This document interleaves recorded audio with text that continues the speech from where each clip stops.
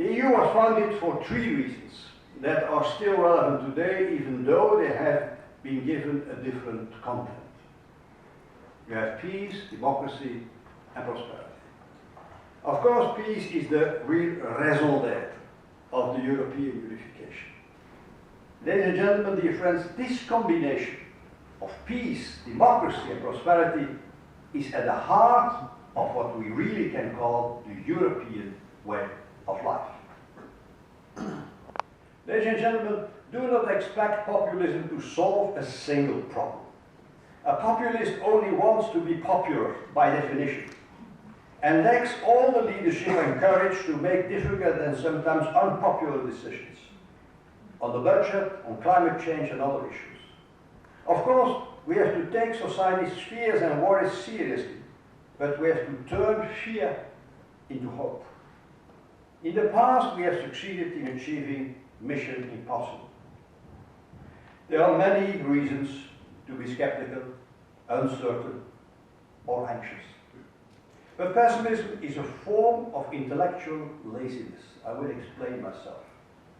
A pessimist is always right. Or his prophecy is wrong, and he is saying, happily so. Or the pessimist is right, and his reaction is, I told you so. So he's always right. Ladies and gentlemen, I'm quoting now the famous French philosopher Alain. Pessimism is mood. Optimism is will. It's better to remain a man or woman of hope. Thank you so much. First of all, as activists, we have to be optimistic. So I believe our message is always positive, even if sadly the statements are not. The European Union are 27 countries that united to be stronger. Today, we need to show this unification, to be the leaders of the change, to be the leaders of the solution to this climate crisis.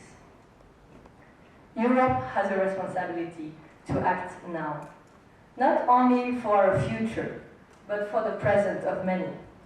Our world is linked. The decisions that are being taken here by European leaders have an impact on the other side of the world. We developed a lot, we built a lot, and we made a lot of progress. But let's be honest and let's listen to the science. If we don't make drastic changes, humanity will cease to exist. Because our system is broken, and the pillars that we built this system on are not working anymore. There are millions of people dying because of climate change. So when we realize that climate change is actually a human rights crisis, it obligates all of us to act on it. Everything starts with an objective. Everything. You are pushed forward by enthusiasm, but you need a target. There comes a moment of political courage and of leadership. And that's the big issue today. On a moment that political leaders are much weaker than most people think.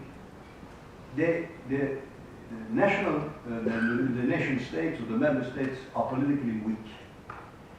And my question was, how can Europe be strong if the member states are weak? We youth are out in the streets not to say what we believe, but what scientists are saying, and then they keep being ignored. We built so much. We made a whole world run on technology in only 1 decade. We ended world wars. And when John F. Kennedy put a man on the moon, he said, we don't do this because it's easy. We do this because it's hard. So the first step is the hardest. The first step is you leaving this room after our talk, deciding that you will also be a part of the revolution, deciding that you will also fight for the system change. Because it is you that the world is expecting brave and unprecedented action from. So we want you to know that we are standing by your side if you stand by ours. Thank you very much.